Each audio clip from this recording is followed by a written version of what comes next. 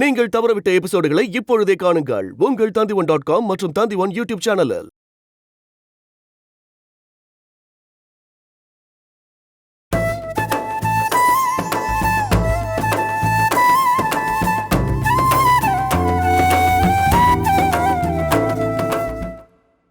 கல்யாணம் நடந்துச்சு.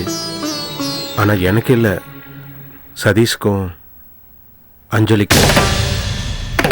சதீஷோடவா? என்ன இவ்வளவு சாதாரணமா சொல்றீங்க? உங்களுக்கு எந்த வருத்தமும் இல்லையா? எனக்கு இதெல்லாம் முன்னாடியே தெரியும்.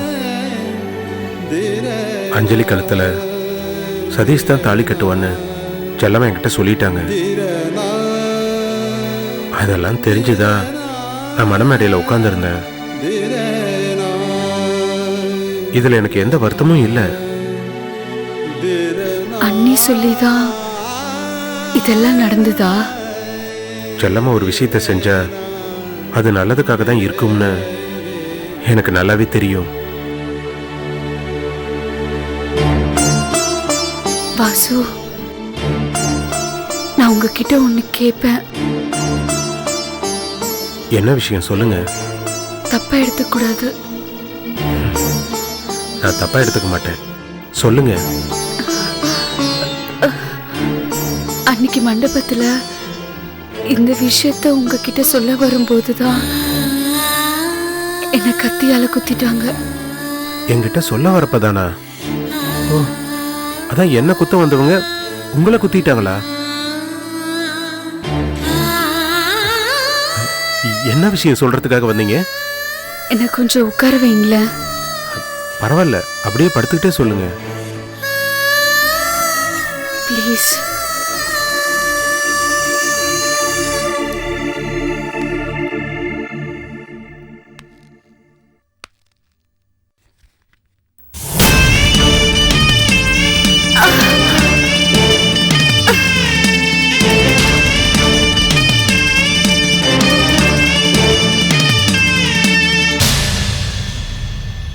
சொல்லுங்க, என்ன விஷயம்? நான் சொல்லுவேன், ஆனா தப்பா எடுத்துக்கூடாது. நான் தப்பா எடுத்துக்க மாட்டேன், சொல்லுங்க. அது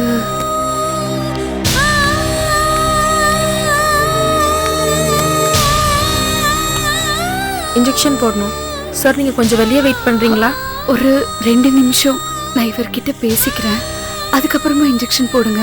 இல்லம்மா, உங்களுக்கு இன்ஜெக்ஷன் போட்டு நான் வேற பேஷண்ட்டை பார்க்கணும்.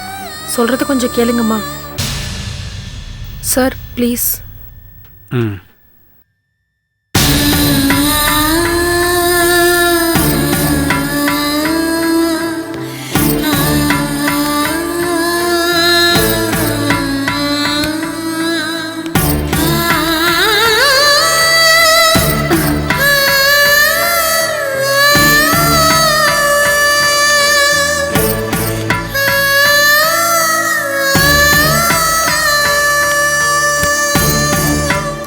நீங்க போலாம் சார்.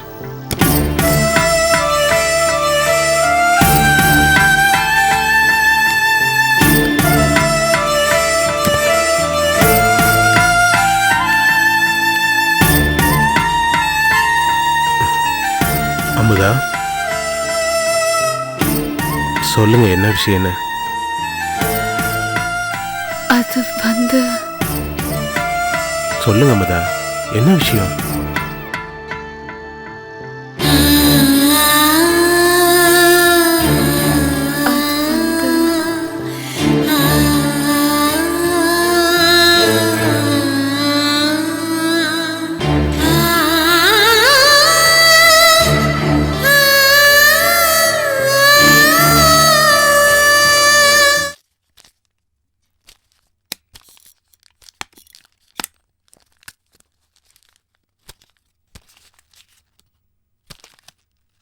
செல்லம்மா, நீ எதுக்கு இதெல்லாம் பண்ணிட்டு இருக்க? நான் பார்த்துப்பேன்ல. இன்னைக்கு ஒரு நாள் தான் வீட்டில் இருக்கேன். என் புருஷனுக்கு பிடிச்சதை நான் சமைக்க கூடாதா? சரி. என்ன சித்தப்பா, சுட காஃபி தரட்டுமா? ஒரு கிளாஸ் தண்ணி கொடு. ஒரு குண்டான் தண்ணி கொடு. அதை குடிச்சாதான் இந்த வைத்தியத்தில் அடங்கும். ஆமா. ஏன் சித்தப்பா, ஏன் இவ்வளவு கோவமா இருக்கீங்க? பின்ன என்னடா, கல்யாணம் ஒண்ணு ஏற்பாடு பண்ணீங்க, வாசுவை மனமடையில உட்கார வைப்பீங்க, திடீர்னு சதீஷ்னு ஒருத்தன் வரா, அவன் தான் மாப்பிள்ளன்னு இவன் சொல்றான். கேட்டா அஞ்சலிக்கு சத்தியம் பண்ணி கொடுத்தானா. ஏண்டா அவதான் சின்ன பொண்ணு சத்தியம் பண்ணுன்னு கேட்டா இந்த பெரிய மனுஷனுக்கு எங்கடா போச்சு புத்தி? ஏண்டா கல்யாணங்கிறது 1000 காலத்து பயிர், நாடகம் ஆடுற இடம் இல்லடா. ஏண்டா பெரியவனு நான் ஒருத்தர் இருக்கேன் இந்த வீட்டுல, என்ன யாராவது ஒருத்தர் கேட்டீங்களாடா? ஆட போங்கடா. எப்ப எனக்கு இந்த வீட்டுல மரியாதை இல்லையோ நான் ஏன்டா இந்த வீட்டுல இருக்கணும்? ஏன் கோவப்படுறீங்க? இத பாருங்க, கல்யாணத்துல நடந்த அத்தனை விஷயமும் எனக்கு தெரியும். செல்லம்மா உங்ககிட்ட சொல்றேன்னு தான் சொன்னா, ஆனா நான் தான் வேணான்னு சொல்லிட்டேன். என்னடா பொண்டாட்டிக்கு ஜாலரா அடிக்கிறீங்க? அதான் நான் கல்யாணத்துல பார்த்தனே. ஏகே சொன்னாரு, எங்க வாசு எழுந்திருக்க சொல்லுங்கன்னாரு. இவ அப்படியே கண்ணீர் விட்டு கலங்கி போய் நிக்கிறான். அவன் என்னடா கம்ப்யூட்டர் பட்டன் தட்டின மாதிரி எழுந்து நின்று செல்லம்மா என்கிட்ட எல்லாமே சொல்லிட்டா, எனக்கு எல்லாமே தெரியும்னு சொல்றான். வெக்கமா இல்லடா உங்களுக்கு? பாக்குறதுக்கு அசிங்கமா இருக்கு. ஏகே எவ்வளவு நல்ல மனுஷன், நம்ம குடும்பத்துக்கு எவ்வளவு நல்லது பண்ணியிருக்கான். செல்லம்மா நீ நிராதரவா நின்னப்போ அந்த ஒரு மனுஷன் தானே கை கொடுத்து உதவுனாரு. அப்படிப்பட்ட மனுஷனுக்கு உன்னால எப்படிமா துரோகம் பண்ண முடிஞ்சது? ஏமா அவர் தானே நமக்கு கார்மெண்ட்ஸ் வச்சு கொடுத்தாரு, அவர் தானே நமக்கு கேண்டீனும் வச்சு கொடுத்தாரு. அந்த நல்ல மனசுக்கு துரோகம் பண்ண உனக்கு எப்படிமா மனசு வந்துச்சு? இனி எப்படிமா அவர் முகத்துல முழிப்ப சொல்லு. சித்தப்பா, அஞ்சலி செல்லம்மா கிட்ட சத்தியம் வாங்கியிருக்கா. என்னடா சத்தியம்? எதுக்கு சத்தியம் பண்ண விவசாய இல்ல? சரி, அந்த சதீஷ் கல்யாணம் பண்றதுக்கு சரியான நேரத்துல வந்துட்டான். வரலன்னா வாய மூடுறீங்களா? யாரு என்னையா வாய் மூட சொல்ற? ஆமா, நான் உங்களை தான் வாய மூட சொல்றேன். தாய் மேனா என்னன்னு உங்களுக்கு தெரியுமா? ஏதோ பிறந்தீங்க வளர்ந்தீங்க, கல்யாணம் பண்ணிருக்கீங்களா, குடும்பம் நடத்திருக்கீங்களா, இல்ல ஒரு தகப்பனா இருந்திருக்கீங்களா? ஆனா 2 குழந்தைங்க வயித்துல சுமந்துட்டு இருக்கிற ஒரு தாய் அஞ்சலி ஒரு பொண்ணா இருந்து என்கிட்ட சத்தியம் கேட்டா. நானும் ஒரு தாயா அவளுக்கு சத்தியம் பண்ணி கொடுத்தேன். அந்த கல்யாணம் நடக்கணும்னு நினைச்சா எப்படியோ அந்த கல்யாணத்தை நடத்தி வச்சிட்டேன். அதுக்காக எல்லாரும் என் மேல கோச்சுக்கிட்டாங்க. அதை பத்தி நான் கவலைப்படலாம் மாமா, நான் கவலைப்படல. ஆனா ஏகே சார் அவமானப்படுத்தணுமோ இல்ல கஷ்டப்படுத்தணுமோன்னு நான் ஒரு நாளும் நினைக்கல. என்னைக்காவது ஒரு நாள் அவரை பார்த்து பேசி அவருக்கு புரிய வைப்பேன். அவரும் ஒரு நாள் புரிஞ்சுக்குவார். அட சும்மாருமா, நீ பேசுறது எந்த லாஜிக் கிடையாது. என்ன மாமா லாஜிக்? வாழ்க்கைக்கே லாஜிக் இல்ல, தாய்மைக்கு எந்த லாஜிக்கும் கிடையாது. அதுதான் உண்மை. அப்ப நீ பேசிக்கிட்டே இருப்ப, நான் எல்லாம் கேட்டுட்டே நான் அவர்கிட்ட பேசி சமாளிக்கிறேன். நீங்க அதுக்காக நான் சொல்லி நீ என்ன கேட்டீங்க? நீங்க அதை பத்தி கவலைப்படாதீங்க மாமா. எனக்கு அவருக்கு பிரச்சனை இல்ல, நான் அவர்கிட்ட பேசுறேன். நிறுத்துங்க. இத பாருங்க சித்தப்பா, செல்லம்மா பண்ணது கரெக்ட் தான். இதுக்கு மேல எதுவும் பேசாதீங்க. ஓ, நீ அவ பக்கம் சாஞ்சிட்டியா? அது இல்ல. ரொம்ப சந்தோஷம் பாரு. அதான் அவ கேட்டாலே, உனக்கு கல்யாணம் ஆயிடுச்சா, குழந்தை குட்டினா என்னன்னு தெரியுமா, குடும்பம்னா என்னன்னு தெரியுமா? இதுக்கு மேல அவ என்னடா கேட்கணும்? நல்லா கேட்டா, செருப்பால் அடிச்ச மாதிரி கேட்டா. என்னவோ என்ன சொல்லல, மத்ததெல்லாம் சொல்லிட்டா. ரொம்ப சந்தோஷமா, ரொம்ப சந்தோஷம். போ, அவ கூட சேர்ந்து ஜாலரா அடி போ. நல்லா இருக்கு. அட போடா.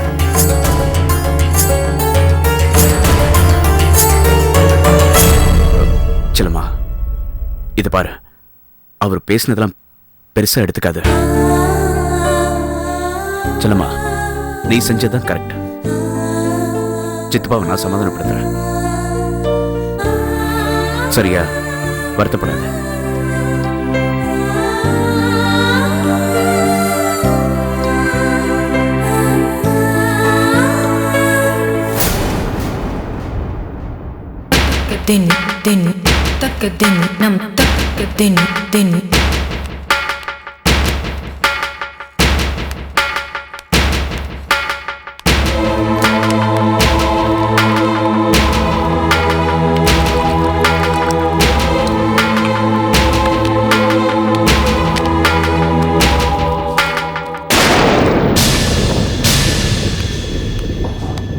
இந்தாங்க மாத்திரை போடணும், எந்திரிங்க.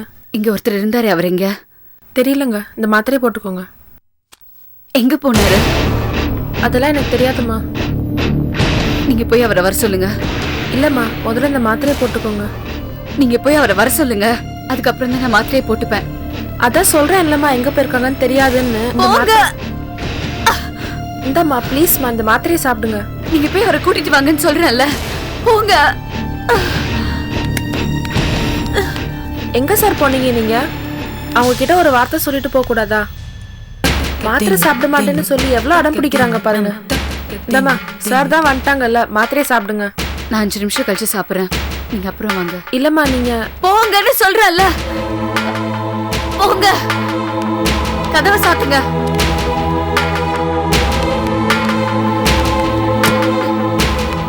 சித்தப்பா என்ன உங்களை பாத்துக்க சொன்னார்ல, நீங்க படுக்க சொல்லாம கொள்ளாம போயிட்டா என்ன அர்த்தம்? என்ன யார் பாத்துப்பாங்க? இல்ல, நீங்க மயக்கமா தூங்கிட்டு இருந்தீங்க. தான் கோயிலுக்கு போய் சாமி கும்பிட்டு வரலான்னு போயிட்டு வந்தேன். எப்படி போலாம்? நான் உங்ககிட்ட ஒரு முக்கியமான விஷயம் சொல்லணும்னு சொன்னேன்ல, அது கேட்டுட்டு போயிருக்கணும். விஷயத்தை கேட்கறதுக்கு முன்னாடி கோயிலுக்கு போய் உங்க பேர்ல ஒரு அர்ச்சனை பண்ணிட்டு வந்து கேட்கலான்னு இருந்தேன். இந்த குங்குமத்தை வச்சுக்கிட்டு அதுக்கப்புறம் நீங்க சொல்லுங்க. நான் முதல்ல விஷயத்த சொல்றேன், அதுக்கப்புறம் நீங்களே குங்குமத்தை வச்சு விடுங்க. என்ன? சரிங்க, நீங்க சொல்லுங்க சொல்லுங்க. இல்ல வாசு,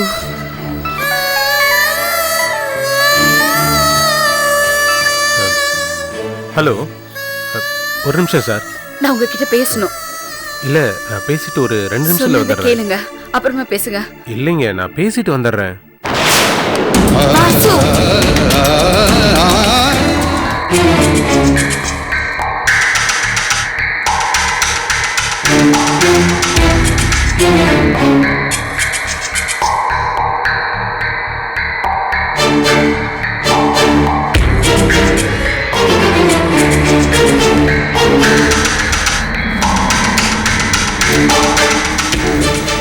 சார், போன் வந்திருக்கு, நான் போய் பேசிட்டு வந்துடுறேன். போய் பேசிட்டு வாங்க.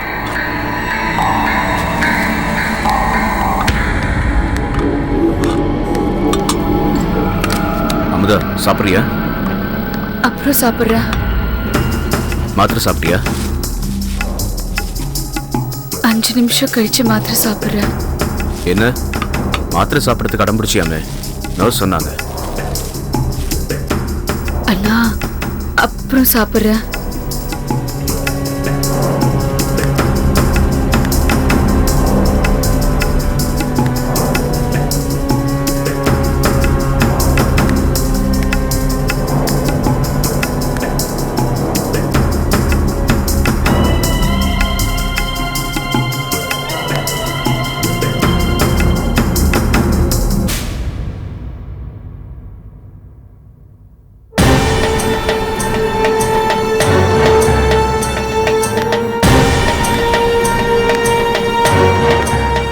வாசு எப்போ வந்தாரு?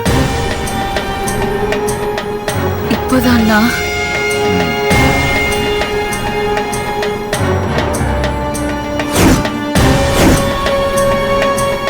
அண்ணா,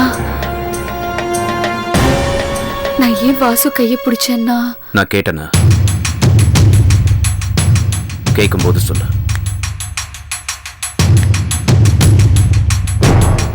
ஆனா நான் கண்டிப்பா கேட்பேன்.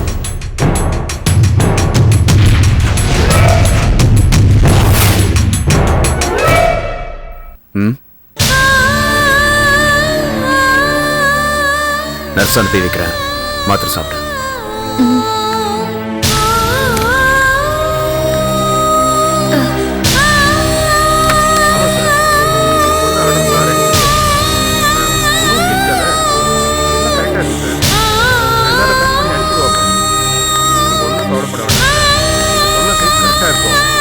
ஆமா சார், உங்களுக்கு எப்போ சார் கரெக்டாக வேணும்? சரி சார்.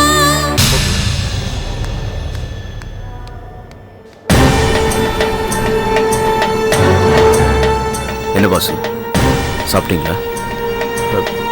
இல்லை, இனிமேல் தான் சாப்பிடணும். சரி, கிளம்புங்க. வீட்டில் போய் சாப்பிடுங்க. அமுதா மாத்திரை சாப்பிடல. மாத்திரை தானே, நான் கொடுத்துக்கிறேன். கிளம்புங்க.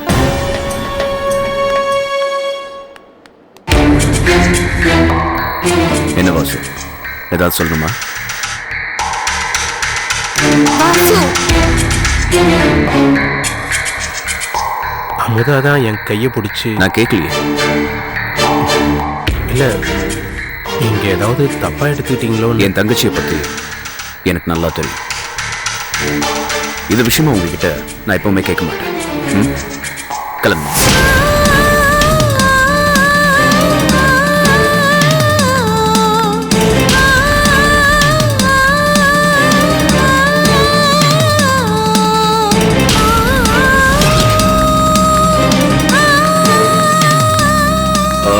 நர்ஸ்,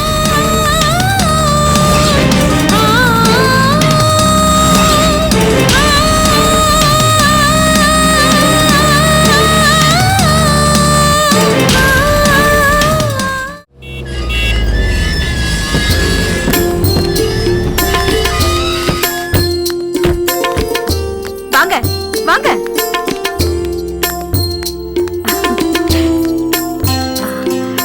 இரு அஞ்சலி, நான் போய் ஆரத்தி எடுத்துட்டு வரேன், கொஞ்சம் இருங்க. என்ன டாட், மம்மிக்கு ஆரத்திலாம் எடுக்க தெரியும் எனக்கு இன்னைக்கு தான் தெரியுது. அவளுக்கு பிடிச்ச மாதிரி கல்யாணம் நடந்ததுனால அவளுக்கு சந்தோஷம். அதான் ஆரத்தியில எடுக்கிறா. வாங்க.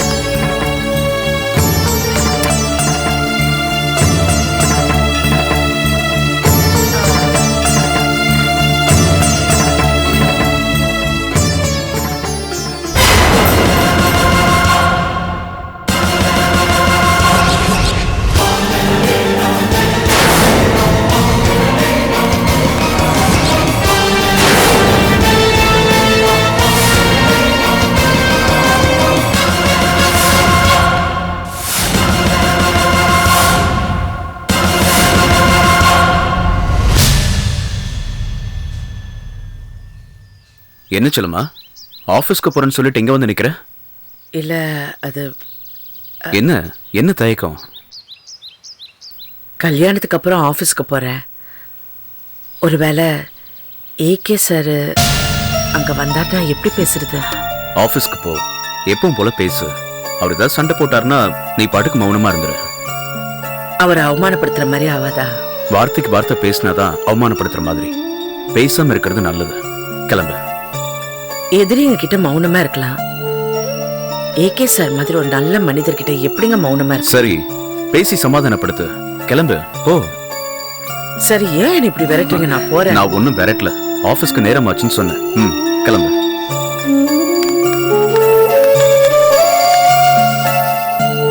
வாங்க வாசு. நீங்க ஆபீஸ் போல? இல்ல, 2 நாளைக்கு ஆஃபீஸ் லீவ் போட்டுட்டு ஹாஸ்பிட்டல் அமுதாவுக்கு உதவியா இருக்கலாம்னு தான். நீங்க ஏன் லீவ் போடணும்?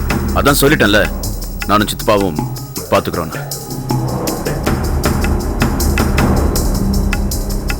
ஏண்டாப்பா இப்படி கத்துற? அவன் தான் நம்ம குடும்பத்துக்கு விசுவாசமா இருக்கான். பெரியவங்க சின்னவங்களுக்கு மரியாதை கொடுக்குறான். அந்த நர்ஸ் என்னடான்னா, இந்த மருந்தை வாங்கிட்டு வா, அந்த மருந்தை வாங்கிட்டு வான்னு மேலே கீழே அணைய விட்டா இந்த முடியுமாடா? சித்தப்பா, அன்னைக்கு பேசினது அன்னையோட விட்டுருங்க. ஏன் நீ குத்தி காட்டுறீங்க? என் மேல இருக்கிற கோவத்துல அவர் அப்படி பேசுறாரு. ஐயோ, உன் மேல எனக்கு என்னமா கோவம்? அன்னைக்கு நீயும் கோவப்பட்ட, நானும் கோவப்பட்டேன், அதோட முடிஞ்சு போச்சு. அதுக்காக வேணா நான் உங்ககிட்ட மன்னிப்பு கேட்கிறேன் மாமா. என்ன மன்னிச்சிடுங்க. என்ன மன்னி? 2 பேரும் மனசு விட்டு பேசிக்கிட்டோம், சரியா போச்சு. அதுக்கு போய் மன்னிப்பெல்லாம் கேட்டுக்கிட்டு. அம்மா, எனக்கு ஏகேக்கு ஏற்பட்ட பிரச்சனை கூட பெருசா தெரியலம்மா. ஆனா இந்த பையன் கல்யாண மண்டபத்துல 10 பேருக்கு முன்னால் தலை குனிஞ்சு உட்கார்ந்துட்டு இருந்தானே, அதை நினைச்சுதாம என் மனசு ரொம்ப கஷ்டமா இருந்துச்சு. அதனாலதாம்மா நான் அப்படி பேசினேன். வாசு மாதிரி ஒரு நல்ல பையன் கிடைப்பானா? அவன் மனசு எவ்வளவு தங்கமான மனசு தெரியுமா? வாசுக்கு நான் பண்ணது தப்புதான் மாமா. நான் அதுக்காக ஏற்கனவே மன்னிப்பு கேட்டுட்டேன். என்னங்க நீங்க இப்படி எல்லாம் நீங்க பேசுவீங்கன்னு தெரிஞ்சிருந்தா நாங்க வந்திருக்கவே மாட்டேன். நான் இங்க வந்ததே அமுதாவோட ட்ரெஸ்ஸை வாங்கிட்டு போறதுக்காக தான்.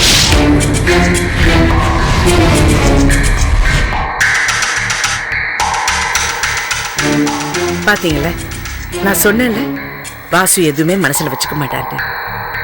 நீங்க பேக கொடுங்க, நான் போய் துணி எடுத்துட்டு வரேன். செல்லம்மா, நீ ஆபீஸ் கிளம்பு, நான் கொடுத்துருவேன். அவர் கொடுத்துருவாரு. நான் வரேங்க. வரேன். வாமா.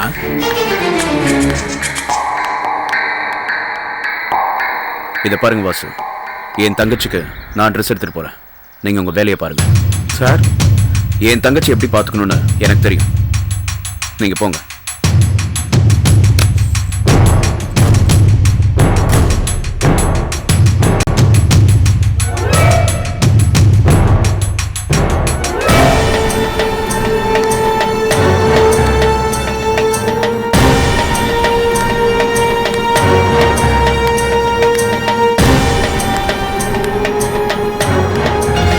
வரமல, ஏண்டா வாசுகிட்ட அப்படி பேசுன? சித்தப்பா, அமுதா என் தங்கச்சி. அவளுக்கு என்ன பண்ணணும் அவ சம்பந்தமா யார்கிட்ட என்ன பேசணும்னு எனக்கு தெரியும். நல்லா இருக்குடா.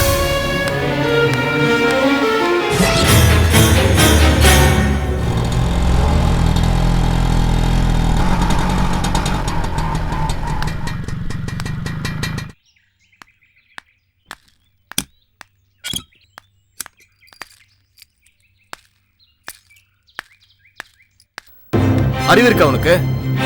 நீ எல்லாம் எந்த நினைப்புல கார்மெண்ட்ஸ் வேலைக்கு வர? நேத்து கொடுத்த வேலையை முடிக்காம சீக்கிரமா போயிட்ட, இன்னைக்கு வரது லேட்டு. இது பார், இனிமே உனக்கு இந்த கம்பெனில வேலை கிடையாது. நீ கதை கிளம்பு. சார் மேடத்தை பார்த்து ஒரு வார்த்தை சொல்லு. மேடத்தை உனக்கு ரொம்ப தெரியுமோ? இங்க நான் சொல்றதா எல்லாம். நான் தான் சூப்பர்வைசர், புரியுதா? சோம்பேறித்தனமா நிக்காம கிளம்பு. அறிவு கட்ட முட்டை சார், வந்துருச்சு. அறிவு கிட்ட முண்டன்னு சொல்லாதீங்க. அப்படிதான் சொல்லுவேன். என்ன கிரணி சோம்பேறி வந்துருச்சு வேலைக்கு. கிளம்பு முதல்ல, நிக்காத. என்னது என்ன சத்தம்? மேடம், குழந்தைய டாக்டர்கிட்ட காட்டிட்டு வர்றதுக்கு லேட் ஆயிடுச்சு. அறிவு கிட்ட முண்டன்லாம் திட்டுறாரு. மேடம், இந்த பொண்ணோட பிஹேவியர் சரியில்லை, நானும் பாத்துக்கிட்டு தான் இருக்கேன். இந்த பொண்ணு இந்த கம்பெனில வேலைக்கு வச்சிட கூடாது மேடம். முதல்ல கிளம்பு, நிக்காதப்போ. சார், இங்க யாரு வேலை பார்க்கணும் யாரு வேலை பார்க்க கூடாதுங்கிறது அப்புறம் முடிவு பண்ணிக்கலாம். நீங்க முதல்ல உள்ள போங்க. இல்ல மேடம், அது வந்து இங்க பாருங்க, யாராவது தப்பு பண்ணாங்கன்னா ஒரு மெமோ அனுப்புங்க. ஆனா கண்டபடி திட்டத்துக்கு உங்களுக்கு எந்த உரிமையும் கிடையாது. சரிங்களா? போங்க.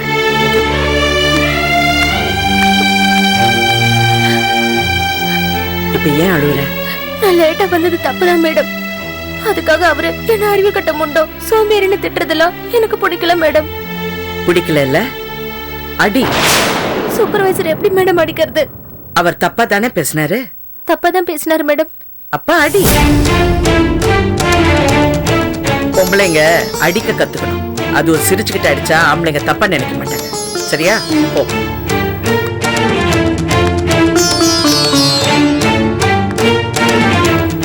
வாசு, என்னது ஹாஸ்பிட்டலுக்கு போறேன்னு சொல்லிட்டு இங்க என்ன பண்றீங்க?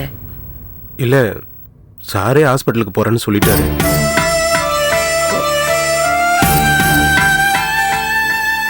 சார் ஏதாவது சொன்னாரா?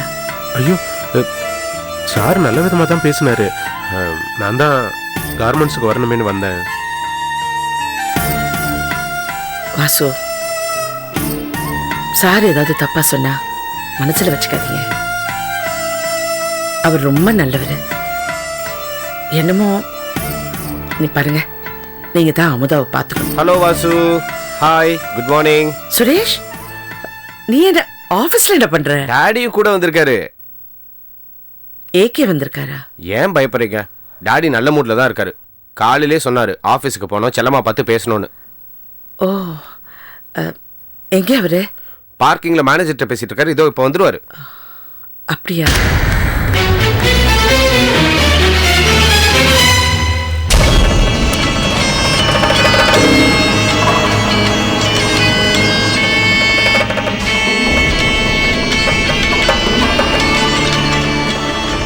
வாசு, நான் செல்லம்மா கிட்ட கொஞ்சம் பேசணும். உள்ள வர சொல்லுங்க. சுரேஷ், பேசுறதுக்கு எதுவா இருந்தாலும் நேரடியா என்கிட்டயே பேச சொல்லுங்க. அவங்க பண்ணது தப்புன்னு அவங்களுக்கே தெரியும். அதான் என்கிட்ட பேசாம சுரேஷ் கிட்ட பேசிட்டு இருக்காங்க. உள்ள வர சொல்லுங்க.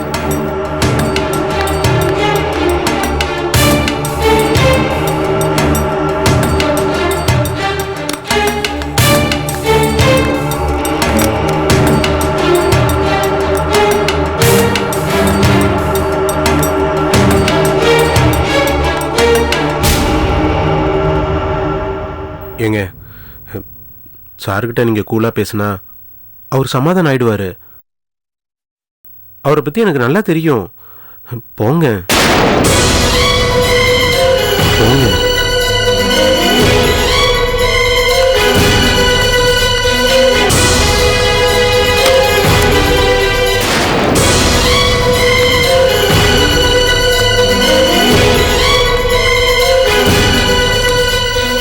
உட்காருங்க சார். சார் ப்ளீஸ் உட்காருங்க சார். சார், நான் கல்யாண மண்டபத்திலே உங்ககிட்ட மன்னிப்பு கேட்டுட்டேன். இப்ப மறுபடியும் வேண்டாம் உங்ககிட்ட மன்னிப்பு கேட்கிறேன். என்ன மன்னிச்சிருங்க சார்.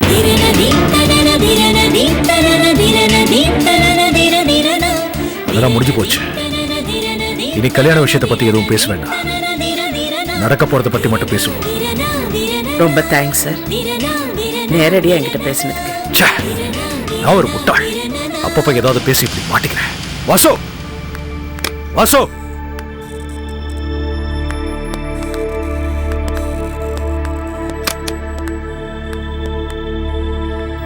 வாசு, அன்னைக்கு கல்யாணத்துல நீ பட்ட அவமானத்துக்கு மத்தவங்க உங்ககிட்ட மன்னிப்பு கேட்டாங்களோ இல்லையோ, நான் உங்ககிட்ட மன்னிப்பு கேட்டுக்கிறேன். ஏன்னா மண்டபத்தில் அவ்வளவு பேருக்கு மத்தியில நான் பட்ட அவமானத்தை விட 100 மடங்கு அதிகமா நீ தான் அவமானப்பட்டேன்.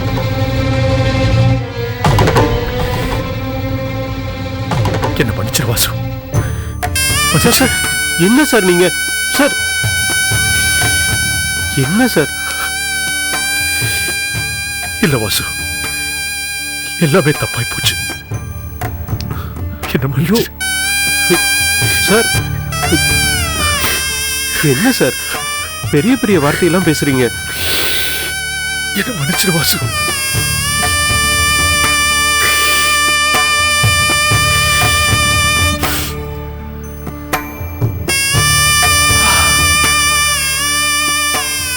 பையன் சார்பா எல்லா செலவும் அவங்க பண்றேன்னு சொன்னாங்க. வேண்டான்னு எவ்வளவு சொன்னேன், ஆனா அவங்க கேட்கல. இப்ப என்னடா நான் மாப்பிள்ளைய மாறி போச்சு. பரவாயில்ல,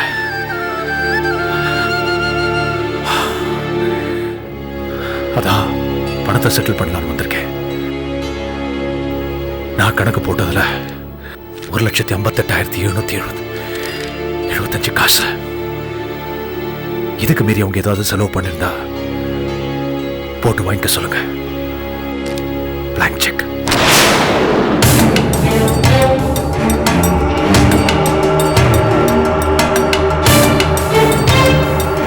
என்ன வாசு, எந்த பதிலுமே காணும்? கேட்டு சொல்லுங்க.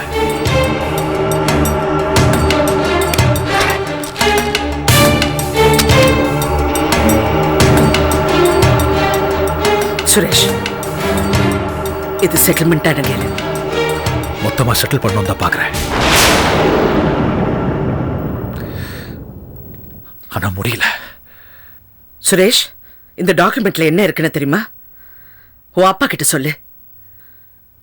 இந்த கவர்மெண்ட் பிசினஸ் பார்ட்னர்ஷிப்ல இருந்து நான் ஒரே அடியா விலகிக்கிறேன்னு கையெழுத்து போட்டு கொடுத்துருக்கேன். இந்த டாக்குமெண்ட் உன் அப்பா எடுத்துக்க சொல்லு. நான் அந்த பிளாங்க் செக் எடுத்துக்கிறேன். என்ன வாசு, நான் என்ன பேசிட்டு இருக்கேன், அவங்க என்ன பேசிட்டு இருக்காங்க? சுரேஷ், அவர் என்ன பேசுறாரோ அதுதான் நானும் பேசுறேன். அன்னைக்கு அவங்க பண்ணதும் தப்பு, இப்ப பண்ணிட்டு இருக்கிறதும் தப்பு. சுரேஷ், அவரை பொறுத்த வரைக்கும் அன்னைக்கு நான் பண்ணது தப்பு. என்ன பொறுத்த வரைக்கும் இன்னைக்கு அவர் பண்றது தப்பு.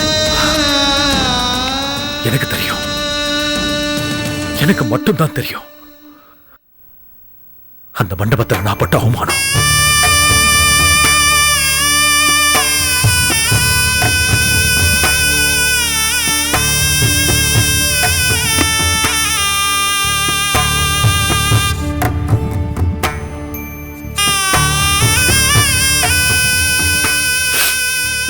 எனக்கு மட்டும்தான் தெரியும். அதான் இந்த முடிவெடுத்தேன். எனக்கு தெரியும். இப்போ நான் எவ்வளவு வேதனைப்பட்டு இருக்கேன்னு எனக்கு மட்டும்தான் தெரியும். அதனாலதான் நானும் இந்த முடிவு எடுத்திருக்கேன். செட்டில்மெண்ட் வேண்டாம். நான் இந்த கவர்மெண்ட்ஸ் விட்டே போறேன். வாசு, நீங்க சார் யாரும் இங்க போக வேண்டாம், நான் போறேன். மறுபடி தப்பு பண்ணிட்டு இருக்காங்க.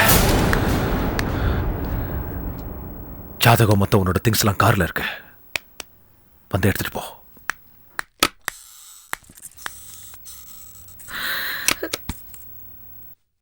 ரெண்டு கெட்டவங்க சண்டை போட்டுக்கிட்டா எந்த பிரச்சனையும் இல்லை. ஆனா ரெண்டு நல்லவங்க சண்டை போட்டுக்கிட்டா ரொம்ப கொடுமை.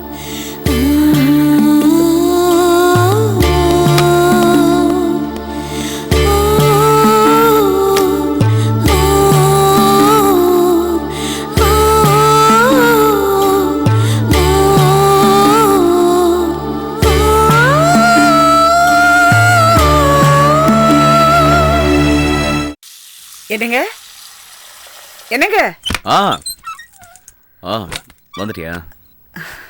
ரொம்ப தேங்க்ஸ். எதுக்கு?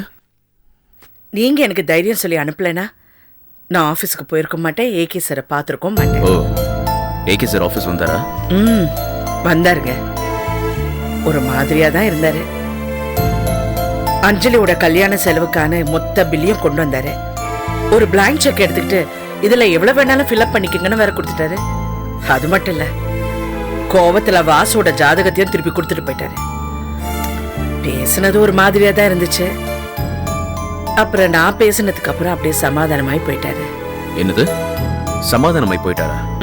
எப்படி சொல்ற? கொண்டு வந்த செக்க திருப்பி எடுத்துட்டு போயிட்டாருல. திருப்பி எடுத்துட்டு போயிட்டா சமாதானம் ஆயிட்டாரா? ஏன் கோவத்துல கூட திருப்பி எடுத்துட்டு போயிருக்கலாம்ல? அப்படியா சொல்றீங்க? நான் வேணா அவரை ஃபோன் பண்ணி கேட்கிறேன். செல்மா, இப்ப எதுக்கு போன? இத பாரு, அஞ்சலிக்கு கல்யாணம் முடிஞ்சு போச்சு. இனிமே அடுத்தவங்க விஷயத்துல தலையிடாம இரு. நம்ம வாழ்க்கையை நம்ம பார்ப்போம். ஏகே சாரோட குடும்பத்தை அவர் பார்த்துப்பாரு, நீ தலையிடாத. என்னங்க பேசுறீங்க? ஏகே சார் எவ்வளவு கண்ணியமா நடந்துக்கிறாரு. அவர் குடும்பம் நம்ம குடும்பம்னு ஏங்க பிரிச்சு பேசுறீங்க? செல்மா, நான் சொல்றத கேட்கவே மாட்டியா? இத பாரு, அடுத்தவங்க விஷயத்துல தலையிடாதன்னு பல தடவை சொல்லிட்டேன். எப்ப பாரு பிரச்சனை பிரச்சனை, நம்ம வாழ்க்கை பூரா பிரச்சனையாவே போயிட்டு இருக்கு. சந்தோஷமாவே இருக்க கூடாதா? ஏன் இவ்ளோ கோபப்படுறீங்க? அடுத்தவங்க மேல அன்பு செலுத்துறதுல உங்களுக்கு இவ்ளோ பிரச்சனையா? எனக்கு என்ன வாய மூடியா?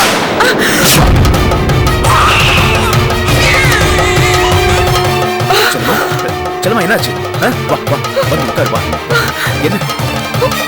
வா உட்கார் உட்கார் உட்கார். ஏன் இப்படி கோபப்பட்டு கத்துறீங்களோ?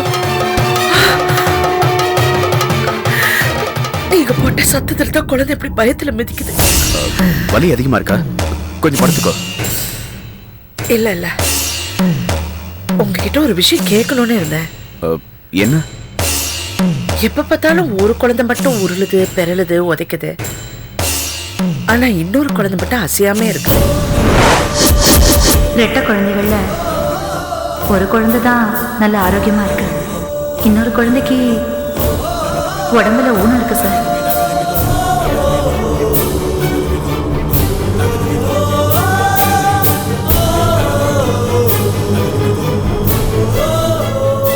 ஏங்க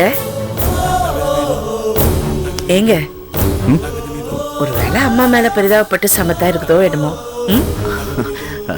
ஆமா, அப்படியேதான் இருக்கும். சரி, நீ ரொம்ப டயர்டா வந்திருப்ப, போய் சாப்பிடு, நான் வந்துடுறேன்.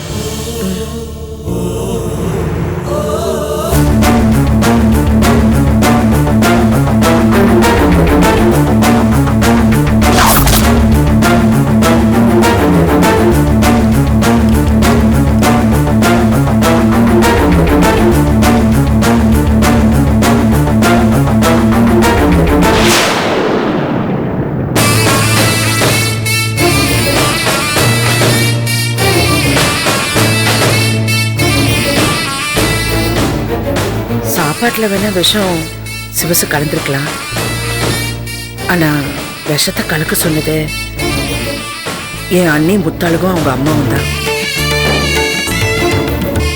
இன்னொரு குழந்தைக்கு உடம்புல ஊனம் இருக்கு சார்.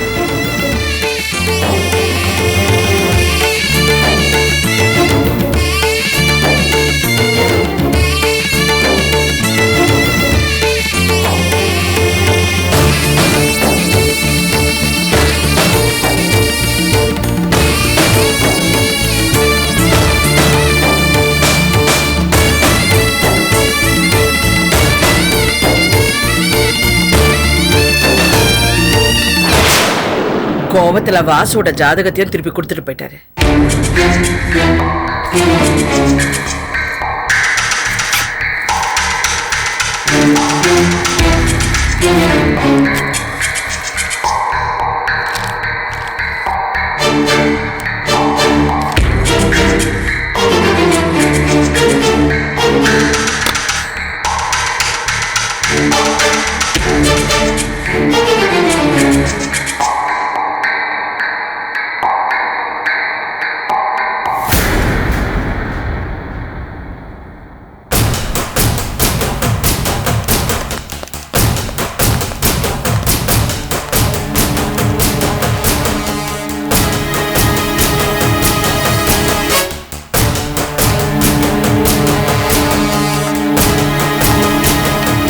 வணக்கம் madam.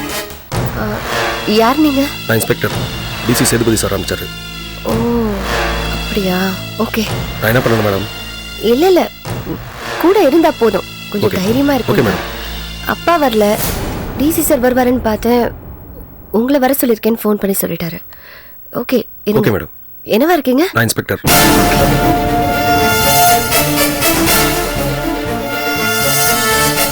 Silent silent silent.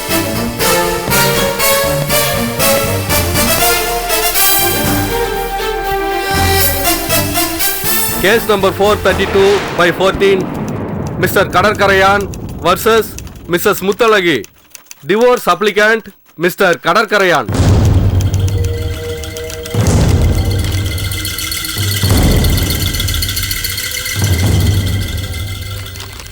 Mister Kadarkarayan, இந்த விவாகரத்தை நீங்க விரும்பி தான் கேட்கிறீங்களா இல்ல வேறு வெளியாட்கள் தூண்டுதல் பேரில் கேட்கிறீர்களா? வெளியாளுங்க தூண்டி கேட்குற அளவுக்கு நான் என்ன கை கொடுத்தீங்களா? இது நானா எடுத்த முடிவு தான். உங்க 2 பேருக்கும் கல்யாணம் ஆகி எத்தனை வருஷம் ஆச்சு? 15-16 வருஷம் இருக்கும். அவர் சொல்றது சரிதானா மிஸ்ஸஸ் முத்தழகி? எங்களுக்கு கல்யாணமாகி 17 வருஷம் ஆகுதுங்க ஐயா. ஓ, குழந்தைங்க? ஒரு பெண் குழந்தை இருக்கு, அவளுக்கு வயசு 16. அவங்க சொல்றது சரிதானா மிஸ்டர் கடற்கரையான்? சரிதான். பொண்ணு பேர் என்ன? ரத்னா. வயசுக்கு வந்த ஒரு பொண்ணு வீட்டுல இருக்கும்போது இந்த மாதிரி விவாகரத்து கோரல் அவசியம்தானே நீங்க நினைக்கிறீங்களா? அவசியம் தாயா, அவசியம் இருக்க போய் தானே நான் கோர்ட்டு கதவையே தட்டியிருக்கேன். ஐயா, நான் எந்த ஈகோ இல்லாம வெக்கத்தை விட்டே சொல்றேன், என் பொண்டாட்டிக்கிட்டே இருந்து எனக்கு விடுதலை வாங்கி கொடுங்க.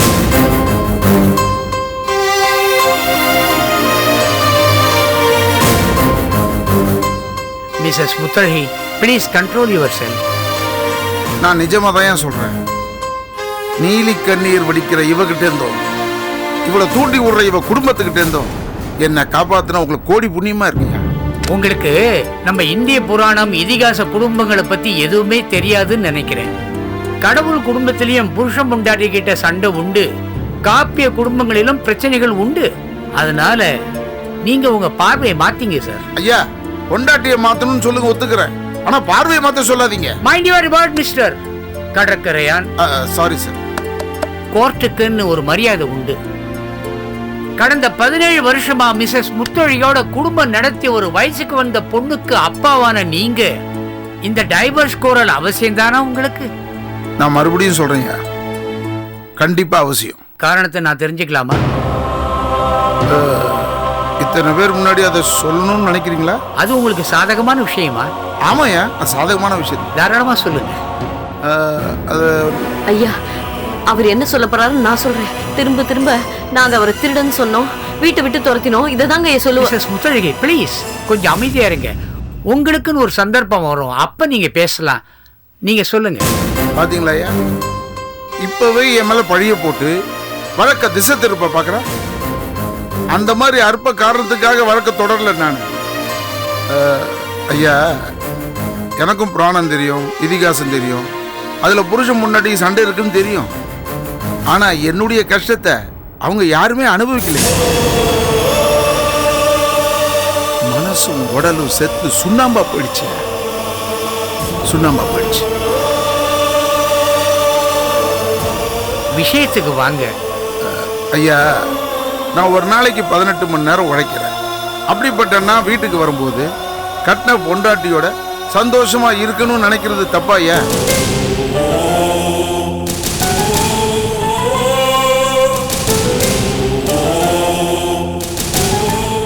அது மனுஷனுடைய ஆயுளும் அதிகமாயிடுச்சு, அவனுடைய ஆசைகளும் அதிகமாயிடுச்சு. அதை ஒரு பொண்டாட்டியால பூர்த்தி செய்ய முடியலன்னா அப்படி என்ன வாழ்க்கை அது? நீங்க சொல்றத புரிஞ்சுக்க முடியும்னாலும் இந்த கோர்ட்டுக்கு கொஞ்சம் விளக்கம் தேவை. சொல்லுங்க. நட்ட நாடு சபையில உடைச்சு சொல்லணும்னு சொல்றீங்க, சொல்ற. ஆனா அதுக்கப்புறம் அந்த பொண்ணு அழுதா, அது அவளுக்கு சாதகமாக்கி எனக்கு எதிராக நீங்க பதிவு பண்ணிட. கடற்கரையான், எங்களுடைய டெசிஷனை நீங்க சொல்லாதீங்க. நீங்க என்ன சொல்லணுமோ அதை மட்டும் சொல்லுங்க. சொல்றேன். சொல்றதுக்கு எனக்கு தயக்கமா தான் இருக்கு, ஆனா என் சூழ்நிலை உங்களுக்கு புரியணும்ல, அதுக்காக சொல்றேன். எனக்கு என் மனைவி முத்துரை கிட்ட இருந்து எந்த தாம்பத்திய சுகமும் கிடைக்கல. நல்லதோ கெட்டதோ நான் உடம்பளவுலையும் மனசளவுலையும் இன்னும் இளமையா தான் இருக்கேன். இவளால முடியலன்றதுக்காக நான் சாமியார் ஆக முடியுமா? Objection your honour. 17 வருஷ தாம்பத்திய வாழ்க்கையில ஒரு வயசு பொண்ணுக்கு தகப்பனான நிலையில இந்த குற்றச்சாட்டு நம்பும்படியாவா இருக்கு? ஐயா ஐயா, நான் குற்றம் சொன்னது அவங்களுடைய இன்னைக்கு இருக்கிற உடல்நிலையை பத்தி தான்.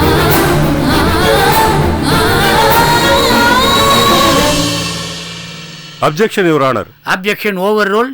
நீங்க சொல்லுங்க. ஐயா, ஆரம்ப காலத்துல எங்க குடும்ப வாழ்க்கை நல்லதான் இருந்தது.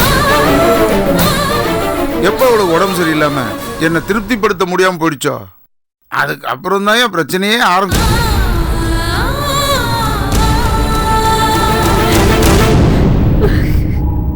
மிஸ்ஸஸ் முத்தழகி, அவர் என்ன சொல்ல வராருன்னு உங்களுக்கு புரியுறதா?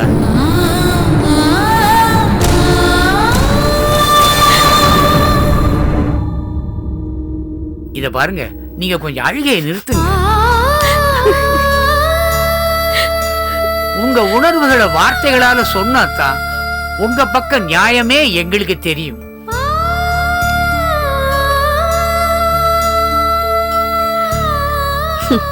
எந்த வார்த்தையில சொன்னாலும் என் நியாயம் யாருக்குமே புரியாதுங்க ஐயா. நடு ரோட்ல யாரும் சேலையை பிடிச்சி இழுத்த மாதிரி அவமானப்பட்டு கூறி குறுகி நிக்கிறேன்.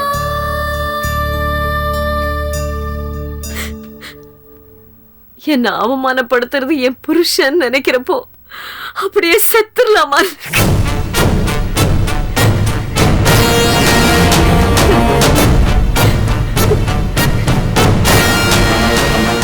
கண்ணீரை எங்கதான் ஸ்டாக் வச்சிருப்பாங்களோ தெரியல. அப்படியே கிளிசரன் இல்லாமலே கலகலன்னு கொட்டுது. குடும்ப பொம்பளைங்களா அப்படிதான் மேடம். அப்ப நாங்களாம் என்ன தெரு பொம்பளைங்களா? இல்ல மேடம், அப்படி சொல்லல. போதும். சைலன்ஸ். உணர்ச்சி வசப்படாதீங்க மிஸ்ஸஸ் முத்தழகி.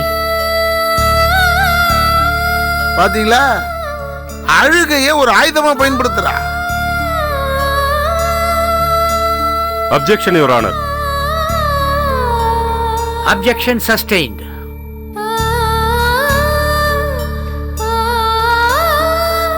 இவ்வளவு காலம் இவர் கூட குடும்பம் நடத்திட்டு ஆசைக்கு ஒரு பொண்ணையும் பெத்து கொடுத்ததுக்கு அப்புறம் இப்படி ஒரு அவமானம் எனக்கு தேவையா? நான் நேரடியாவே உங்ககிட்ட கேட்கிறேன். நான் கேட்கிற கேள்விக்கு மட்டும் நீங்க பதில் சொல்லுங்க. கேளுங்கய்யா. உங்களுக்கு உடம்புக்கு எதுவும் சரியில்லையா? ஆமாங்கய்யா, நான் உடம்பு சரியில்லாம இருந்தவதான். ஹாஸ்பிட்டல் அட்மிட் ஆகி ஆபரேஷன் வரைக்கும் போனவதான். என்னமோ வாந்தி பேதிக்கு ஹாஸ்பிட்டல் அட்மிட் ஆன மாதிரி சொல்றாளே. நீங்களும் சவகாசமா கேட்டுட்டு இருக்கீங்க. அவளுக்கு நடந்தது என்ன ஆபரேஷன் கேளுங்க. மொத்த ஈரலும் கெட்டு போச்சு. லிவர் ஆபரேஷன், கிட்னி கெட்டு போயிடும். ஹார்ட் அட்டாக் வந்து செத்து போயிடுவா.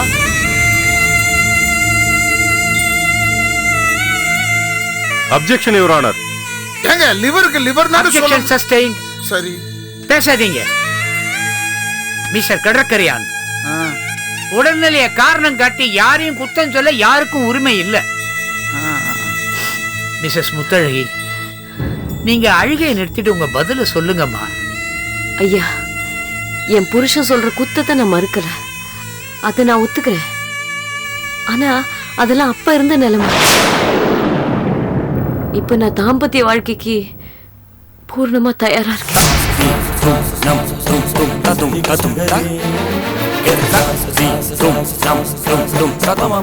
உங்க வாக்குமூலத்துக்கு ஏதாவது ஆதாரம் இருக்கா? இருக்குங்கய்யா. டாக்டர் என்ன செக் பண்ணி குடும்ப வாழ்க்கைக்கு நான் தகுதியானவன்னு சர்டிபிகேட் கொடுத்திருக்காங்க. அது வக்கீல் கிட்ட இருக்கு.